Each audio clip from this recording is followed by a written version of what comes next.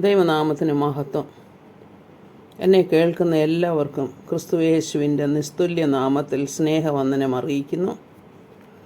നാം കഴിഞ്ഞ ഒരു ക്ലാസ്സിൽ വേദപുസ്തകത്തിൽ നൽകിയിട്ടുള്ള വിവിധ സ്നാനങ്ങളെക്കുറിച്ചായിരുന്നു പഠിച്ചത്. അപ്പോൾ അപ്പോസ്തല പ്രവൃത്തികളിൽ 2-ാം അധ്യായത്തിൽ വിശുദ്ധ പത്രോസ് പ്രസംഗിച്ചു കഴിഞ്ഞപ്പോൾ ഹൃദയത്തിൽ കുത്തുകൊണ്ട് ആളുകൾ വന്ന് ചോദിക്കുന്നുണ്ട് അദ്ദേഹത്തിനോട്, ഇനി ഞങ്ങൾ എന്ത് ചെയ്യണമെന്ന്.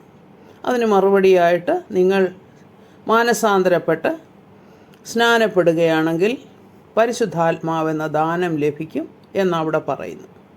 അപ്പോൾ അതിൻ്റെ കോണ്ടെക്സ്റ്റ് വേറെ ആയിരുന്നുവെന്നും നമ്മൾ പഠിച്ചു. എന്നാൽ ഇനിയും അപ്പോസ്തല പ്രവൃത്തികളിൽ തന്നെ തന്നിട്ടുള്ള വേറെ ചില സ്നാനങ്ങളെപ്പറ്റി നമുക്കൊന്ന് പരിശോധിക്കാം. അപ്പോസ്തല പ്രവൃത്തികൾ 8-ാം അധ്യായം 14-ാമത്തെ വാക്യം മുതൽ ഇങ്ങനെ പറയുന്നു: ശമര്യർ ദൈവവചനം കൈക്കൊണ്ടു എന്ന് കേട്ട് പത്രോസിനെയും യോഹന്നാനെയും മറ്റ് ശിഷ്യന്മാർ അവരുടെ അടുക്കൽ അയച്ചു. അവർ ചെന്ന് അവർക്ക് പരിശുദ്ധാത്മാവ് ലഭിക്കേണ്ടതിന് അവർക്കായി പ്രാർത്ഥിച്ചു. അന്നുവരെ അവരിൽ ആരുടെ മേലും ആത്മാവ് വന്നിരുന്നില്ല. അവർ കർത്താവായ യേശുവിൻ്റെ നാമത്തിൽ സ്നാനം ഏറ്റിരുന്നതേയുള്ളൂ. അവർ അവരുടെ മേൽ കൈവച്ചപ്പോൾ അവർക്ക് പരിശുദ്ധാത്മാവ് ലഭിച്ചു എന്ന് നാം വായിക്കുന്നു. അപ്പോൾ ഇതിൻ്റെ അർത്ഥം അവർക്ക് സ്നാനപ്പെട്ടിട്ടും പരിശുദ്ധാത്മാവിനെ ലഭിച്ചില്ല. എന്നാൽ അഭിഷിക്തരായ അപ്പോസ്തലന്മാർ ചെന്ന് അവരുടെ മേൽ കൈവച്ചപ്പോൾ, അവർക്ക് വേണ്ടി പ്രാർത്ഥിച്ചപ്പോൾ അവർക്ക് പരിശുദ്ധാത്മാവിനെ ലഭിച്ചു എന്നാണ്. എന്നാൽ ഇനിയും അപ്പോസ്തല പ്രവൃത്തികൾ അതേ അധ്യായത്തിൽ തന്നെ 8-ാം അധ്യായത്തിൽ തന്നെ 36 മുതൽ 38 വരെയുള്ള വാക്യങ്ങളിൽ എത്യോപ്യൻ ഷണ്ണൻ സ്നാനപ്പെടുന്നതിനെക്കുറിച്ച് പറയുന്നുണ്ട്. അപ്പോൾ ഫിലിപ്പോസ് അങ്ങനെ നടന്നു പോകുമ്പോൾ ആത്മാവ് ഫിലിപ്പോസിനോട് പറയുന്നു, നീ രഥത്തിനോട് ചേർന്ന് നടക്കുക. അതായത് ആത്മാവാണ് ഫിലിപ്പോസിനോട് പറയുന്നത്. അപ്പോൾ രഥത്തിനോട് ചേർന്ന് ഫിലിപ്പോസ് നടക്കുകയും അപ്പോൾ എത്യോപ്യൻ ഷണ്ണനുമായി സംസാരിക്കാനിടയാകുകയും വചനത്തിൻ്റെ പൊരുൾ മനസ്സിലാക്കി കൊടുക്കുകയും ചെയ്തു. അങ്ങനെ കർത്താവിനെക്കുറിച്ച് സംസാരിച്ചുകൊണ്ട് അവർ ഒന്നിച്ച് പോകുമ്പോൾ പെട്ടെന്ന് ഷണ്ണൻ പറയുന്നു, ഇതാ വെള്ളം, ഞാൻ സ്നാനമേൽക്കുന്നതിന് എന്തു വിരോധമെന്ന്. അതിന് ഫിലിപ്പോസ്, നീ പൂർണ്ണ ഹൃദയത്തോടെ വിശ്വസിക്കുന്നുവെങ്കിൽ ആകാമെന്ന് പറഞ്ഞു. യേശു ദൈവപുത്രനെന്ന് ഞാൻ വിശ്വസിക്കുന്നുവെന്ന് അവൻ ഉത്തരം പറഞ്ഞു. അങ്ങനെ അവൻ തേർ നിർത്തുവാൻ കൽപ്പിച്ചു. ഫിലിപ്പോസും ഷണ്ണനും ഇരുവരും വെള്ളത്തിലിറങ്ങി അവൻ അവനെ സ്നാനം കഴിപ്പിച്ചു എന്ന് നമ്മളിവിടെ വായിക്കുന്നുണ്ട്. ഇതും വെള്ളത്തിലുള്ള സ്നാനം തന്നെയാണ്. എന്നാൽ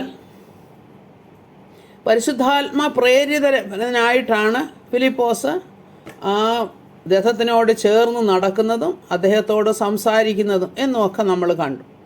ഇനിയും അപ്പോസ്തല പ്രവൃത്തികൾ 10-ന്റെ 47-ഉം 48-ഉം വാക്യങ്ങൾ പരിശോധിച്ചാൽ പത്രോസ് പറയുന്ന ചില കാര്യങ്ങളുണ്ട്. അതായത് കൊർന്നല്യോസിൻ്റെ വീട്ടിൽ പത്രോസ് ചെന്ന് അവരോട് വചനം സംസാരിച്ചപ്പോൾ അവർക്ക് പരിശുദ്ധാത്മ സ്നാനം ലഭിച്ചു. അത് മനസ്സിലായി.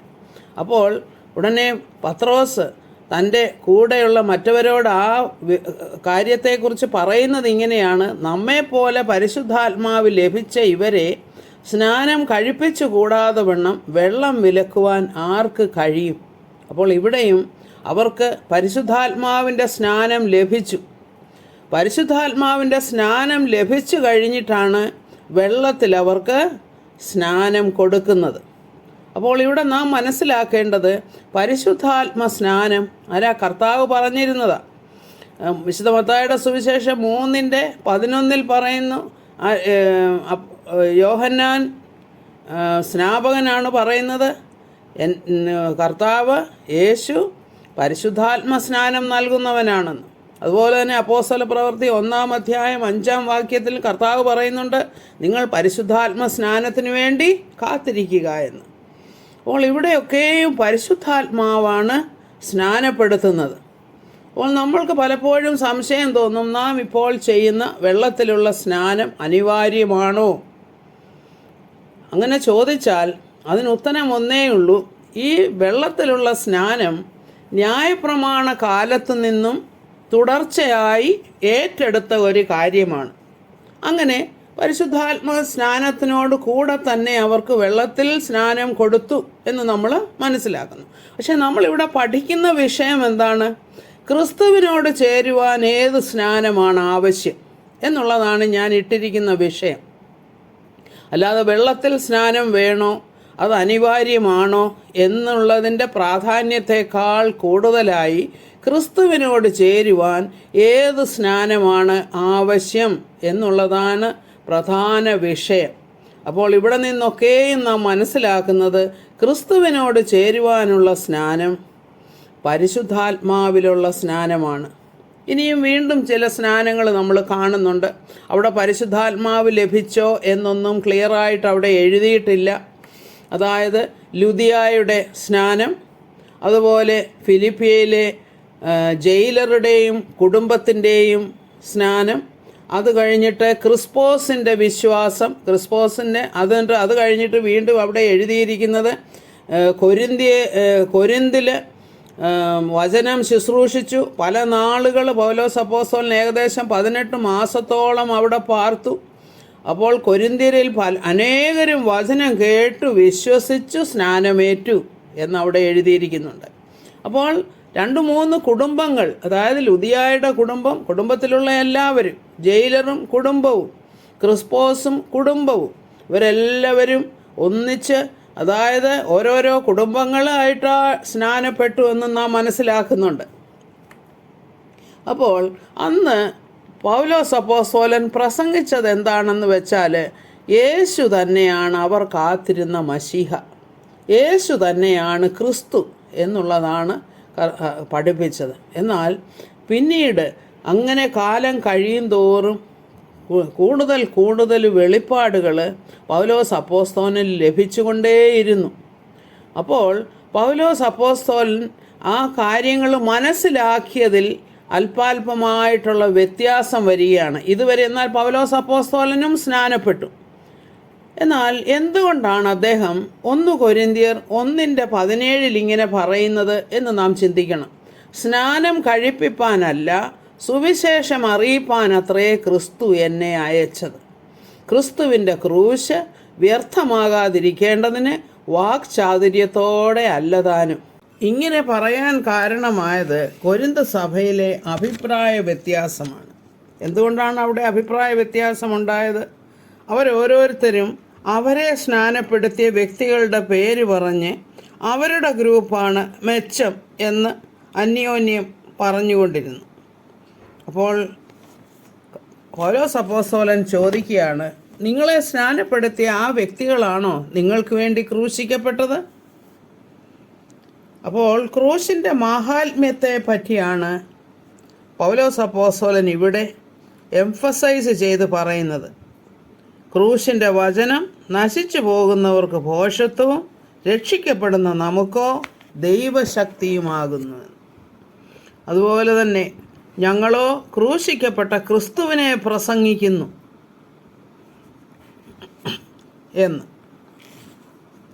1 കൊരിന്ത്യർ 2:2 പറയുന്നത്, ക്രൂശിക്കപ്പെട്ടവനായ യേശു ക്രിസ്തുവിനെ അല്ലാതെ മറ്റൊന്നും അറിയാത്തവനായി നിങ്ങളുടെ ഇടയിൽ ഇരിക്കണമെന്ന് ഞാൻ നിർണയിച്ചു.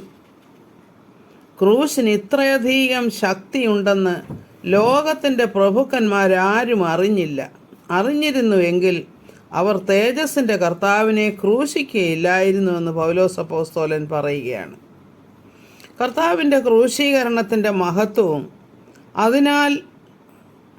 അതിലുള്ള വിശ്വാസത്താൽ കർത്താവ് സാധ്യമാക്കി തരുന്ന രക്ഷണ്യ പ്രവൃത്തിയും പ്രസംഗിക്കുന്നത് തൻ്റെ പ്രധാന കർത്തവ്യമായി പൗലോസ് ഏറ്റെടുക്കുകയാണ്.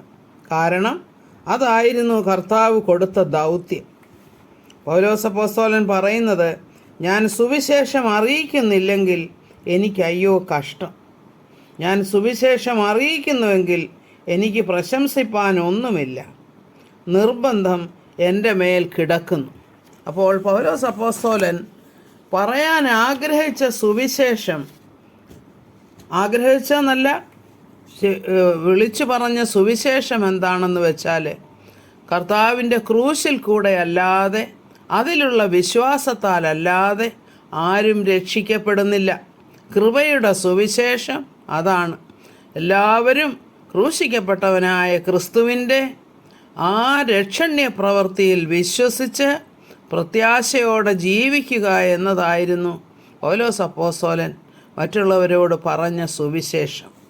അപ്പോഴത്തേക്കും ആ പൗലോസ് അപ്പോസ്തലൻ്റെ ആ വെളിപ്പാടുകൾ നിമിത്തം അദ്ദേഹത്തിന് കൂടുതലായി മനസ്സിലായ ഒരു കാര്യം, ന്യായപ്രമാണത്തിൻ്റെ രീതിയിൽ വിശ്വസിച്ചാലല്ല ജനം വിടുവിക്കപ്പെടുന്നത്, പിന്നെയോ യേശു ക്രിസ്തുവിൻ്റെ ക്രൂശ് മരണത്തിൽ വിശ്വസിച്ച് അവൻ്റെ പുനരുത്ഥാനത്തിൽ വിശ്വസിച്ച് അവനു വേണ്ടി കാത്തിരിക്കുന്ന എല്ലാവരുമാണ് ആ യഥാർത്ഥത്തിലുള്ള വിശ്വാസികൾ.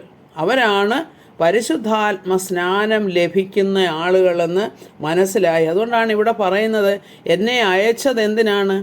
വചനം പ്രസംഗിക്കാനാണ് എന്നെ അയച്ചത്. കാരണം അറിയാം, വചനം പ്രസംഗിച്ചാൽ, അതായത് ആ ക്രൂശിനെ കുറിച്ച് പ്രസംഗിച്ചാൽ ആളുകൾക്ക് കൂടുതൽ പാപബോധമുണ്ടാകുകയും നീതിബോധം ലഭിക്കുകയും അവർ പരിശുദ്ധാത്മാവിനാൽ മുദ്രയിടപ്പെടുകയും ചെയ്യും എന്നുള്ള കാര്യം അദ്ദേഹത്തിന് മനസ്സിലായി. അപ്പോഴാണ് ക്രൂശ് വ്യർത്ഥമാകാതിരിക്കേണ്ടതിന് വലിയ വാക്ചാതുര്യത്തോടെ ഒന്നുമല്ല പ്രസംഗിച്ചത്, വളരെ സിമ്പിളായിട്ട് കർത്താവിൻ്റെ ക്രൂശിലല്ലാതെ യാതൊരു രക്ഷയുമില്ല, ആ രക്ഷണ്യ പ്രവൃത്തിയിലാണ് നാം വിശ്വസിക്കേണ്ടതെന്ന് ആരോട് പ്രസംഗിച്ചു? എല്ലാവരോടും പ്രസംഗിച്ചു. എന്നാൽ യഹൂദന്മാർ കൈക്കൊണ്ടില്ല. അപ്പോൾ ജാതികളിലേക്ക് അദ്ദേഹം തിരിയുകയാണ്. അങ്ങനെയാണ് കൃപയുടെ സുവിശേഷത്തിൻ്റെ ആരംഭം. കൃപയുടെ സുവിശേഷമെന്ന് വെച്ചാൽ ന്യായപ്രമാണത്തിൻ്റെ പ്രവൃത്തിയാലല്ല, വിശ്വാസത്താൽ നാം രക്ഷിക്കപ്പെടുന്നു എന്നുള്ളത് അപ്പോഴാണ് നമ്മൾക്കും കൂടുതലായിട്ട് മനസ്സിലാകുന്നതും നമുക്ക് അങ്ങനെ ആ വിശ്വാസത്താൽ നാം ഓരോരുത്തരും രക്ഷിക്കപ്പെടുന്നതും. ഇനിയും നാം ഇപ്പോൾ ചിന്തിച്ചു കൊണ്ടിരിക്കുന്ന പ്രധാനപ്പെട്ട പാസേജ് എന്ന് വെച്ചാൽ, അതായത് റോമാലേഖനം 6-ാം അധ്യായം 4 മുതലുള്ള വാക്യങ്ങൾ ഇങ്ങനെ വായിക്കുന്നു. അങ്ങനെ നാം അവൻ്റെ മരണത്തിൽ പങ്കാളികളായി തീർന്ന സ്നാനത്താൽ അവനോടുകൂടെ കുഴിച്ചിടപ്പെട്ടു. ക്രിസ്തു മരിച്ചിട്ട് പിതാവിൻ്റെ മഹിമയാൽ ജീവിച്ചെഴുന്നേറ്റതുപോലെ നാമും ജീവൻ്റെ പുതുക്കത്തിൽ നടക്കേണ്ടതിന് തന്നെ അവൻ്റെ മരണത്തിൻ്റെ സാദൃശ്യത്തോട് നാം ഏകീഭവിച്ചവരായെങ്കിൽ പുനരുത്ഥാനത്തിൻ്റെ സാദൃശ്യത്തോടും ഏകീഭവിക്കും. അപ്പോൾ ഇവിടെ എന്താ ഇതിൻ്റെ അർത്ഥമെന്ന് വെച്ചാൽ, ഇവിടെ നമുക്കൊരു ദൃഷ്ടാന്തം കാണിച്ചു തരികയാണ്. ജലസ്നാനം തന്നെ എടുക്കാം. വെള്ളത്തിൽ ഒരാൾ മുങ്ങുമ്പോൾ ആ ആൾ വെള്ളത്തിൽ മരിച്ചു, ക്രിസ്തുവിനോടുകൂടെ മരിച്ചു എന്നുള്ളതിൻ്റെ ഒരു സാദൃശ്യം. ക്രിസ്തുവിനോടുകൂടെ ക്രൂശിൽ കർത്താവ് നമുക്ക് വേണ്ടി യാഗമായി തീർന്നപ്പോൾ നമ്മുടെ പാപം നാം അവനോട് കൂടെ ചേരുകയാണ് വിശ്വാസത്താൽ. പിന്നെ ആ വെള്ളത്തിൽ നിന്ന് പൊങ്ങുമ്പോൾ അവിടെ നിന്നും ഉയർത്തെഴുന്നേറ്റു. ഇതൊരു നല്ല ദൃഷ്ടാന്തമായിട്ടാണ് അവിടെ കാണിച്ചു തന്നിരിക്കുന്നത്. എന്നാൽ നാം ദൃഷ്ടാന്തമായത് ഒരിക്കലും യാഥാർത്ഥ്യമല്ല. യാഥാർത്ഥ്യം എന്താണ്? ആ വിശ്വാസത്താൽ കർത്താവിൻ്റെ ക്രൂശിനോട് നാം താതാത്മ്യം പ്രാപിക്കുകയാണ്. അതായത് നാം ക്രൂശിൽ കർത്താവിനോട് കൂടെ മരിക്കുകയാണ്, കർത്താവ് നമുക്ക് വേണ്ടി മരിച്ചപ്പോൾ. ഇനി കർത്താവ് മരിച്ച് ഉയർത്തെഴുന്നേറ്റതുപോലെ തന്നെ നാം വിശ്വാസത്താൽ ഉയർത്തെഴുന്നേൽക്കുകയാണ് ചെയ്യുന്നത്. അപ്പം ഇത് വെള്ളത്തിൽ ഉള്ള മുങ്ങൽ, ആ സ്നാനമെന്ന് വെച്ചാൽ ഒരു നല്ല ഇല്ലസ്ട്രേഷൻ, അതായത് നല്ല ഒരു ഉദാഹരണമായിട്ട്, അല്ലെങ്കിൽ ഒരു എന്താണ് അതിന് പറയുന്നത്, സിംബോളിസം എന്ന് പറയും. സിംബോളിസം, അതിന് എന്താ മലയാളം പറയുന്നത്, ഞാൻ ഓർത്തിട്ട് പറയാം പിന്നീട്. അപ്പോൾ ഈ ഒരു ദൃശ്യമായ ഒരു സാക്ഷ്യമാണ് അവിടെ നമുക്ക് കാണാനൊക്കുന്നത്. ദൃശ്യം എന്ന് വെച്ചാൽ നമുക്കത് കാണാം. എന്നാൽ പൂർണ്ണമായത് വരുമ്പോൾ അംശമായത് മാറിപ്പോകുമെന്ന് പൗലോസപ്പോസ്തലൻ പറഞ്ഞതുപോലെ തന്നെ വാസ്തവമായത് വരുമ്പോൾ സാദൃശ്യമായത് മാറിപ്പോകും. അങ്ങനെയാണല്ലോ അത്. അതുപോലെ തന്നെ നാം വിശ്വസിക്കുന്നത് നമ്മളുടെ വചനത്തിലുള്ളതാണ്. സ്വർഗത്തിലെ ദേവാലയത്തിന് അനുരൂപമായ അതുപോലെയുള്ള ഒരു ദേവാലയമാണ് സമാഗമന കൂടാരം.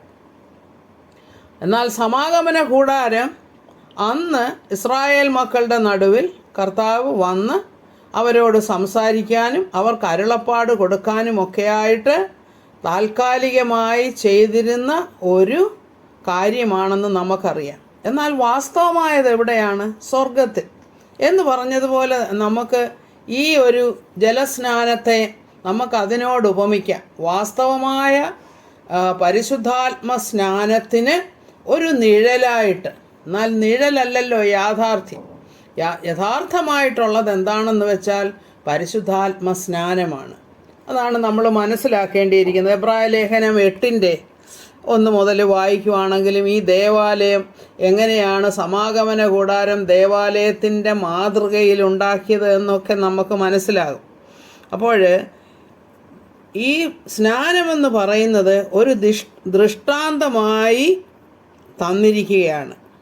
അതൊരു ആത്മീയമായ വാസ്തവം കൂടെയാണെന്ന് നമ്മൾ മനസ്സിലാക്കണം. ഇവിടെ പഴയ ആത്മാവിൻ്റെ മരണം സംഭവിക്കുന്നു, പുതിയ ജീവൻ്റെ ഉത്ഭവം അല്ലെങ്കിൽ ഉയർപ്പ് സംഭവിക്കുന്നുവെന്ന് നാം മനസ്സിലാക്കണം. അപ്പോൾ അതാണ് സാദൃശ്യത്തോട് നാം ഏകീഭവിച്ചവരായെങ്കിൽ പുനരുത്ഥാനത്തിൻ്റെ സാദൃശ്യത്തോടും നാം ഏകീഭവിക്കും എന്നുള്ളത്. അപ്പോൾ പഴയ നിയമത്തിലെ ഒരു ദൃഷ്ടാന്തം പുതിയ നിയമത്തിലെ വാസ്തവമായ പരിശുദ്ധാത്മ സ്നാനത്തിന് പകരമായിട്ട് നാം അവിടെ കാണുകയാണ് ചെയ്യുന്നത്. ഇനി എബ്രായ ലേഖനം 9:10 വായിച്ചാൽ നമുക്കറിയാം, ഭക്ഷ്യങ്ങൾ, പാനീയങ്ങൾ, വിവിധ സ്നാനങ്ങൾ എന്നിവയോടുകൂടെ ഗുണീകരണ കാലത്തോളം ചുമത്തിയിരുന്ന ചില ജഡീക നിയമങ്ങളുണ്ടായിരുന്നുവെന്ന്. അപ്പോൾ ജഡീക നിയമങ്ങൾ എന്താണ്? അതായത് ന്യായപ്രമാണത്തിൻ്റെ പ്രവർത്തികളാണ് ഈ ജഡീക നിയമങ്ങൾ. ഇതൊക്കെ ഉണ്ടായിരുന്നു. അതുകൊണ്ടാണ് വീണ്ടും ഗലാത്യ ലേഖനത്തിലെ 3:24 മുതൽ 26 വരെ ഇങ്ങനെ വായിക്കുന്നു: അങ്ങനെ നാം വിശ്വാസത്താൽ നീതീകരിക്കപ്പെടേണ്ടതിന് ന്യായപ്രമാണം ക്രിസ്തുവിൻ്റെ അടുക്കലേക്ക് നടത്തുവാൻ നമുക്ക് ശിശുപാലകനായി ഭവിച്ചു. വിശ്വാസം വന്ന ശേഷമോ നാം ഇനി ശിശുപാലകൻ്റെ കീഴിലല്ല. ക്രിസ്തുവേശുവിലെ വിശ്വാസത്താൽ നിങ്ങളെല്ലാവരും ദൈവത്തിൻ്റെ മക്കളാകുന്നു. അപ്പം ന്യായപ്രമാണവും അതിൻ്റെ പ്രവൃത്തികളും നമ്മെ വാസ്തവമായിട്ടുള്ള ആ ആത്മീയ അനുഭവത്തിലേക്ക് നടത്തുവാനായിട്ട്, അതായത് കൃപയുടെ ഈ സുവിശേഷം മനസ്സിലാക്കാനായിട്ട് ശിശുപാലകനായി ഭവിച്ചു. അതിനാൽ പാപത്തിൻ്റെ ബോധ്യവും ഉണ്ടാകുന്നുണ്ട്. നമ്മളത് പഠിച്ചാൽ നമുക്ക് മനസ്സിലാകും. ഇനി എബ്രായ ലേഖനം 6:1-2 നോക്കാം. ഇത് എഴുതിയിരിക്കുന്നത്: അതുകൊണ്ട് നിർജീവ പ്രവൃത്തികളെക്കുറിച്ചുള്ള മാനസാന്തരം, ദൈവത്തിങ്കലെ വിശ്വാസം, സ്നാനങ്ങളെക്കുറിച്ചുള്ള ഉപദേശം, കൈവപ്പ്, മരിച്ചവരുടെ പുനരുത്ഥാനം, നിത്യശിക്ഷാവിധി എന്നിങ്ങനെയുള്ള അടിസ്ഥാനം പിന്നെയും ഇടാതെ നാം ക്രിസ്തുവിനെക്കുറിച്ചുള്ള ആദ്യ വചനം വിട്ട് പരിജ്ഞാനപൂർത്തി പ്രാപിപ്പാൻ ശ്രമിക്കുക. എന്നാണ് എന്ന് വെച്ചാൽ, ക്രിസ്തുവിലേക്ക് വരുന്നതിന് മുൻപ് നാം പല കാര്യങ്ങൾ ചിന്തിച്ചിരുന്നു. എന്നാൽ നമുക്ക് ചില അറിവുകളൊക്കെ കിട്ടി. അതൊക്കെ നമുക്ക് മനസ്സിലായി. നാം ക്രിസ്തുവിൽ വിശ്വസിച്ചതിന് ശേഷം, അതായത് ആ ഫണ്ടമെൻ്റലായിട്ട് ആദ്യം പഠിച്ച ബേസിക് ലെസൺസ് വീണ്ടും നമ്മൾ അത് തന്നെ ചർച്ച ചെയ്യേണ്ട കാര്യമേ ഇല്ല. കാരണം ഇപ്പോൾ നാം കുറച്ചുകൂടെ ചിന്തിച്ചിട്ട് ക്രിസ്തു ആരാണ്, ക്രിസ്തു എന്താണ് എനിക്ക് വേണ്ടി ചെയ്തത് എന്നുള്ള പരിജ്ഞാനപൂർത്തി, അതിൽ ക്രിസ്തുവിൻ്റെ പ്രത്യാശ എന്താണ്, നമ്മൾക്ക് ക്രിസ്തുവിലുള്ള പ്രത്യാശ എന്താണ്, ഇതൊക്കെയാണ് ഇപ്പോൾ നാം ചിന്തിക്കേണ്ടിയിരിക്കുന്നത്.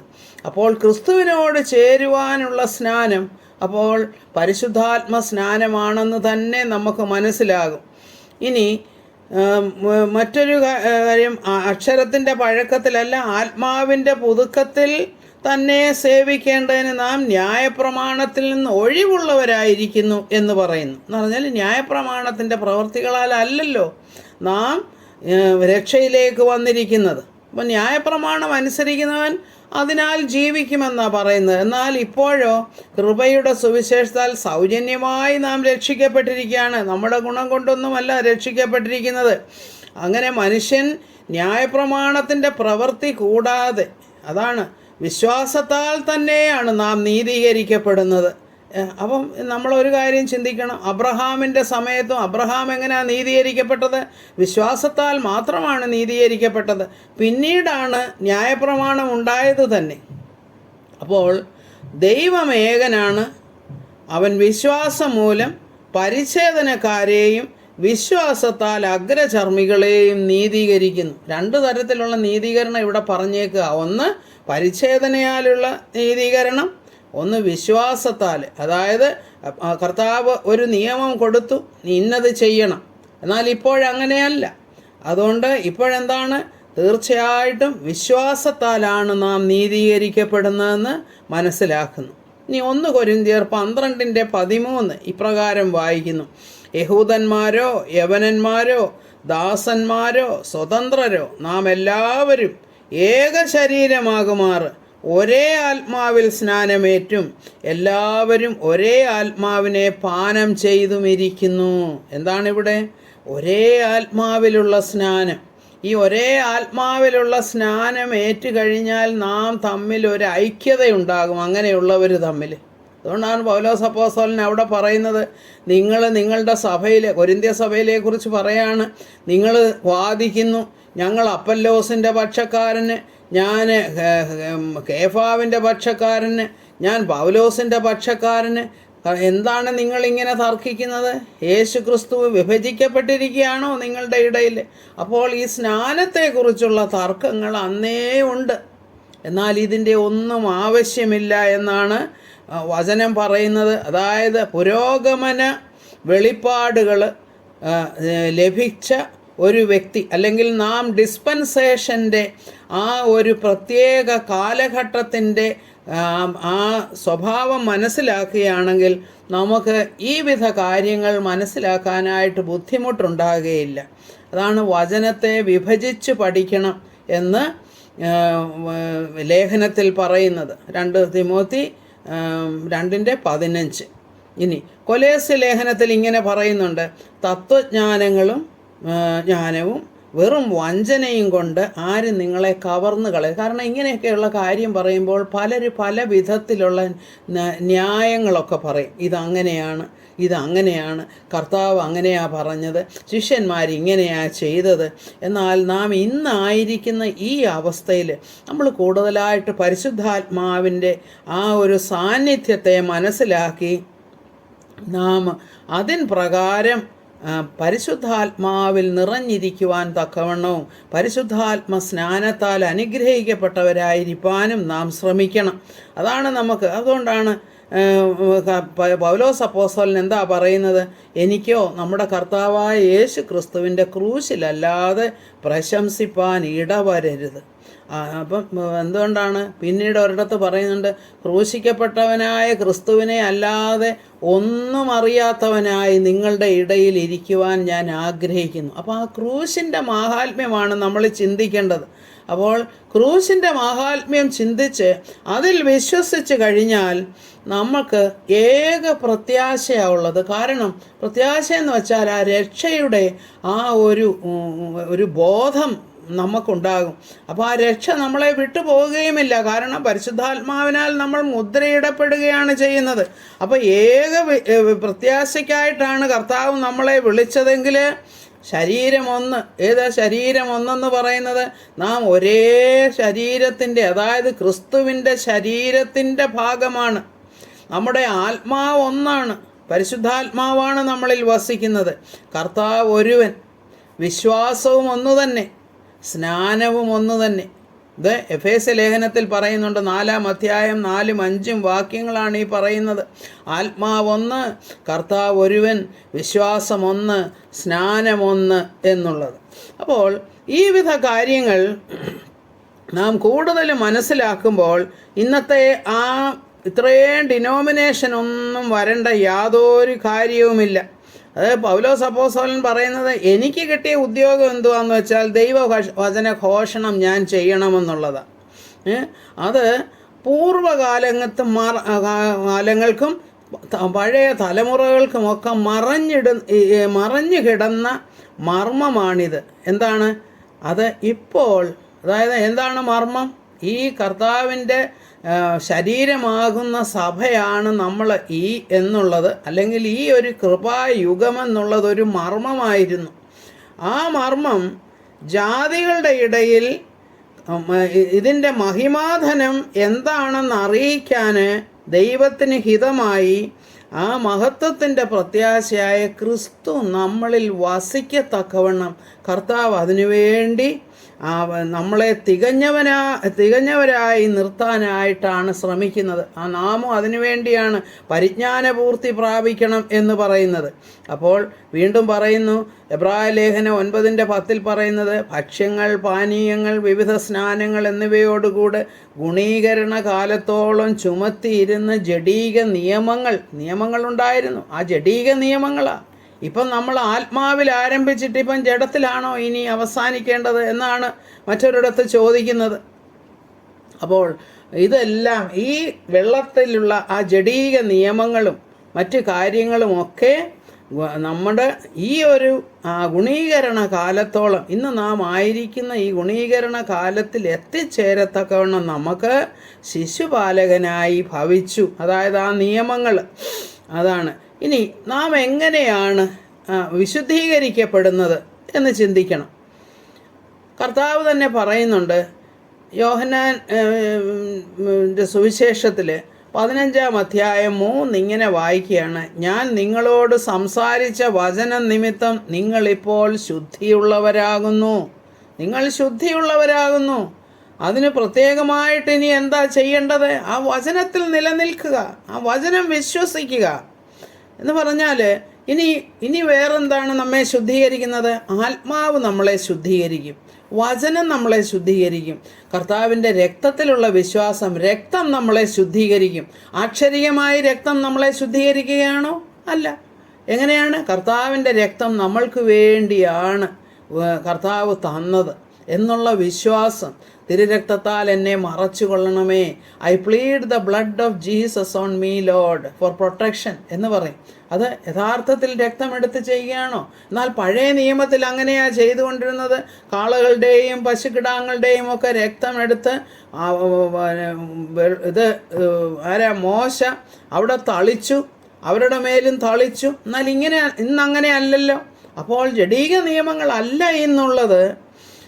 അപ്പോൾ അതുകൊണ്ടാണ് എസെക്കിയേൽ പ്രവചനം 36-ാം അധ്യായത്തിൽ പറയുന്നു, 25-26 വാക്യങ്ങൾ ഇങ്ങനെ വായിക്കുന്നു, ഞാൻ നിങ്ങളുടെ മേൽ നിർമ്മല ജലം തളിക്കും, നിങ്ങൾ നിർമ്മലരായി തീരും, ഞാൻ നിങ്ങളുടെ സകല മലിനതയെയും സകല വിഗ്രഹങ്ങളെയും നീക്കി നിങ്ങളെ നിർമ്മലീകരിക്കും, ഞാൻ നിങ്ങൾക്ക് പുതിയൊരു ഹൃദയം തരും, പുതിയൊരാത്മാവിനെ ഞാൻ നിങ്ങളുടെ ഉള്ളിലാക്കും.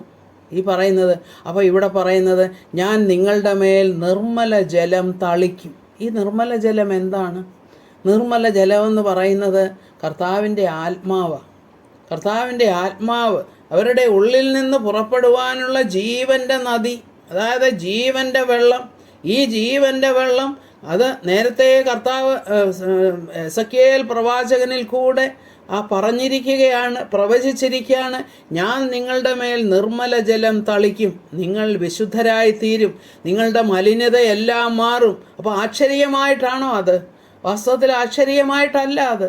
അതെല്ലാം നമ്മിലുള്ള നാം കർത്താവിൻ്റേതായി തീരുമ്പോൾ, കർത്താവിൽ വിശ്വസിക്കുമ്പോൾ കർത്താവിൻ്റെ ആത്മാവ് നമ്മളെ ശുദ്ധീകരിക്കുന്നതാണ്. അപ്പോൾ വചനം നമ്മെ ശുദ്ധീകരിക്കുന്നു, ആത്മാവ് നമ്മളെ ശുദ്ധീകരിക്കുന്നു. അനേക വചനങ്ങളുണ്ട് അതിനു വേണ്ടിയിട്ട്. അതുപോലെ രക്തത്താൽ എങ്ങനെയാണ് ശുദ്ധീകരിക്കപ്പെടുന്നത്, അതിപ്പോൾ ഞാൻ പറഞ്ഞു. അതിനുള്ള വാക്യം ഏതാണെന്ന് വെച്ചാൽ 1 യോഹന്നാൻ 1:7 പറയുന്നു, അവൻ്റെ പുത്രനായ യേശുവിൻ്റെ രക്തം സകല പാപവും പോക്കി നമ്മെ ശുദ്ധീകരിക്കുന്നു. ഇവിടെ ഒന്നും നമ്മൾ ഒരു ജഡീക നിയമങ്ങളും ഉപയോഗിക്കുന്നില്ല. ഉണ്ടോ? ഒന്നുമില്ല. ആത്മാവ്, വചനം നമ്മൾ വായിക്കുന്നു, പ്രസംഗം കേൾക്കുന്നു, നമ്മുടെ ഉള്ളിൽ ആ ഒരു മാറ്റമുണ്ടാകുന്നു, നമ്മൾ പൊതുജീവൻ പ്രാപിക്കുന്നു. ഇതാണ്. അപ്പോൾ നിത്യാത്മാവിനാൽ ദൈവത്തിന് തന്നെത്താൻ നിഷ്കളങ്കനായി അർപ്പിച്ച ക്രിസ്തുവിൻ്റെ രക്തം ജീവനുള്ള ദൈവത്തെ ആരാധിപ്പാൻ നിങ്ങളുടെ മനസാക്ഷിയെ, നിർജീവ പ്രവർത്തികളെ പോക്കി എത്രയധികം ശുദ്ധീകരിക്കും. ഇവിടെ എന്തെങ്കിലും ജഡീക നിയമങ്ങളുണ്ടോ? ഒന്നുമില്ല. എന്താണ്? ആ വിശ്വാസമാണ്. തന്നെത്താൻ നിഷ്കളങ്കനായി അർപ്പിച്ച ക്രിസ്തുവിൻ്റെ രക്തം ജീവനുള്ള ദൈവത്തെ ആരാധിപ്പാൻ നമ്മുടെ മനസാക്ഷിയെ, എല്ലാ നിർജീവ പ്രവർത്തികളെയും മാറ്റിക്കളഞ്ഞ് ശുദ്ധീകരിക്കുമെന്നാണ് പറയുന്നത്. അപ്പോൾ ഇതിൽ നിന്നൊക്കെയും നാം മനസ്സിലാക്കേണ്ടത്, യാതൊരു ജഡീക നിയമങ്ങളുമല്ല നമ്മെ ശുദ്ധീകരിക്കുന്നത്. നമ്മിൽ കർത്താവ് തരുവാൻ ആഗ്രഹിച്ചിരിക്കുന്ന പിതാവിൻ്റെ ആത്മാവ്, ക്രിസ്തുവിൻ്റെ ആത്മാവ്, സത്യത്തിൻ്റെ ആത്മാവാണ് നമ്മളെ ശുദ്ധീകരിക്കുന്നത്. അപ്പോൾ ഇങ്ങനെയുള്ള കാര്യങ്ങൾ മനസ്സിലാക്കുവാനായിട്ട് കർത്താവിൻ്റെ പരിശുദ്ധാത്മാവ് നമ്മെ സഹായിക്കട്ടെ എന്ന് പ്രാർത്ഥിക്കുന്നു. തൻ്റെ നിർമ്മല ജലം നമ്മളുടെ മേൽ ഒഴിക്കാനായിട്ട് നാം അതിന് തയ്യാറാകണം. എന്ന് വെച്ചാൽ ആ ജഡീക നിയമങ്ങളല്ല, വാസ്തവമായി നമ്മെ തന്നെ നാം കർത്താവിൻ്റെ തിരുസന്നിധിയിൽ സമർപ്പിച്ച് അവൻ്റെ മരണ പുനരുത്ഥാനത്തിൽ വിശ്വസിച്ച് അവൻ്റെ രണ്ടാമത്തെ വരവിനായി കാത്തിരിക്കുക. എങ്ങനെയാണ് നാം പരിശുദ്ധാത്മ സ്നാനം എടുത്തു എന്നറിയുന്നത്? നാം എങ്ങനെയാണ് പരിശുദ്ധാത്മാവിൽ സ്നാനപ്പെട്ടുവെന്നറിയുന്നത്? റോമാലേഖനം 8:9 പറയുന്നു, ക്രിസ്തുവിൻ്റെ ആത്മാവില്ലാത്തവൻ അവനുള്ളവനല്ല. ക്രിസ്തുവിൻ്റെ ആത്മാവിനോട് ചേരുമ്പോൾ നാം ഒരു പുതിയ വ്യക്തിയായി മാറുന്നു. സ്വയനീതീകരണത്തിന് അവിടെ അവസരമില്ല. കർത്താവിൻ്റെ നീതീകരണം വിശ്വാസത്താലുള്ളത് നാം പ്രാപിക്കുന്നു. ആദ്യം തന്നെ പാപബോധമുണ്ടായതുകൊണ്ടാണല്ലോ നമുക്കൊരു രക്ഷകൻ വേണമെന്ന് അറിയുന്നതും നമ്മുടെ പാപങ്ങൾക്കായി മരിച്ച് ഉയർത്തെഴുന്നേറ്റ ക്രിസ്തുവിൽ നാം വിശ്വസിച്ച് അവൻ്റെ ആ പരമാധികാരത്തെ നാം സമ്മതിച്ചു കൊടുക്കുകയും ചെയ്യുന്നല്ലോ. അതാണല്ലോ പരിശുദ്ധാത്മാവ് നമ്മിൽ വരുമ്പോൾ നമുക്കുണ്ടാകുന്ന വ്യത്യാസം. അറിവില്ലായ്മയുടെ കാലങ്ങളെ ദൈവം ഓർക്കുന്നില്ല എന്ന് പറയുമ്പോൾ കഴിഞ്ഞ കാലത്തെ സകല പാപങ്ങളും കർത്താവ് നീക്കിക്കളഞ്ഞു. ഒരു പുതിയ മനുഷ്യൻ കാൽവറി യാഗത്തിലുള്ള വിശ്വാസത്തിൽ യേശുവിൻ്റെ ഉയർപ്പിനാൽ നാം ഒരു പുതിയ മനുഷ്യനായി തീരുന്നു എന്ന് വിശ്വസിക്കുന്നു. ഈ പുതിയ മനുഷ്യൻ പാപത്തെ വെറുക്കുന്നു, പാപവഴികളിൽ പോകാൻ ഇഷ്ടപ്പെടുന്നതുമില്ല. അതിനാണ് ലോകം എനിക്കും ഞാൻ ലോകത്തിനും ക്രൂശിക്കപ്പെട്ടിരിക്കുന്നു എന്ന് പറയുന്ന അവസ്ഥ. ലഭിച്ചിരിക്കുന്ന കൃപയെ ചൂഷണം ചെയ്ത് ജീവിക്കുന്നതാണോ പിന്നീട് ഉള്ളത്? അല്ല. കൃപയാലാണ് നാം വിടുവിക്കപ്പെട്ടത്, കൃപയാലാണ് നാം രക്ഷിക്കപ്പെട്ടത്. എന്നാൽ ഈ പോരാട്ടം, അതായത് പാപത്തോടുള്ള പോരാട്ടം, ലോകത്തോട് പിശാചിനോടുള്ള പോരാട്ടം തുടർച്ചയായി ഉണ്ടായേക്കാം. എന്നാൽ അതിലൊക്കെയും ജയം പ്രാപിപ്പാൻ കർത്താവിൻ്റെ ആത്മാവ് നമ്മെ സഹായിക്കും. കാരണം നാം അതിക്രമങ്ങളാലും പാപങ്ങളാലും മരിച്ചവരായിരുന്നു. കർത്താവ് നമ്മെ വീണ്ടെടുത്ത് ഈ കൃപയിലാക്കിയിരിക്കുകയാണ്. പാപസംബന്ധമായി നാം മരിച്ചു. ഇനി അതിൽ ജീവിക്കാൻ നമുക്ക് സാധ്യമല്ല. നാം ജീവൻ്റെ പുതുക്കത്തിൽ നടക്കാൻ ആരംഭിക്കുന്നു. റോമാലേഖനം 6:12 പറയുന്നത്, പാപം നിങ്ങളുടെ മർത്യ ശരീരത്തിൽ അതിൻ്റെ മോഹങ്ങളെ അനുസരിക്കുമാറ് ഇനി വാഴരുത്. നിങ്ങളുടെ അവയവങ്ങളെ അനീതിയുടെ ആയുധങ്ങളാക്കി പാപത്തിന് സമർപ്പിക്കുകയും അരുത്. ലോകം, ജഡം, പിശാച് ഇവയൊക്കെ നമ്മെ തെറ്റിക്കാൻ നോക്കും. ഇവകളോട് നിത്യം പോരാടുന്ന ഒരവസ്ഥയിലേക്ക് നാം ആയിത്തീരുകയാണ്. എങ്കിലും ദൈവാത്മാവിൻ്റെ സാന്നിധ്യം ഒരു ജയജീവിതത്തിലേക്ക് നമ്മെ നയിക്കും. പരിശുദ്ധാത്മാവ് തരുന്ന ഉപദേശം ഹൃദയപൂർവ്വം അനുസരിച്ച് പാപത്തിൽ നിന്ന് സ്വാതന്ത്ര്യം പ്രാപിച്ച് നീതിക്ക് ദാസന്മാരായി തീരുന്ന ഒരു ജീവിതത്തിലേക്ക് നാം ആയിത്തീരുന്നു. അനുതാപവും അനുരഞ്ജനവും നിരപ്പും സ്തോത്രവും നന്ദിയും എല്ലാം ഈ ജീവിതത്തിൻ്റെ ഭാഗമായി തീരുന്നു. കൃപയാലാണ് നാം വിശ്വാസം മൂലം രക്ഷിക്കപ്പെട്ടിരിക്കുന്നത്. വിശ്വാസവും ദൈവത്തിൻ്റെ ദാനമാണെന്ന് പൗലോസ് അപ്പോസ്തലൻ എഫേസ്യ ലേഖനം 2-ാം അധ്യായത്തിൽ പറയുന്നു.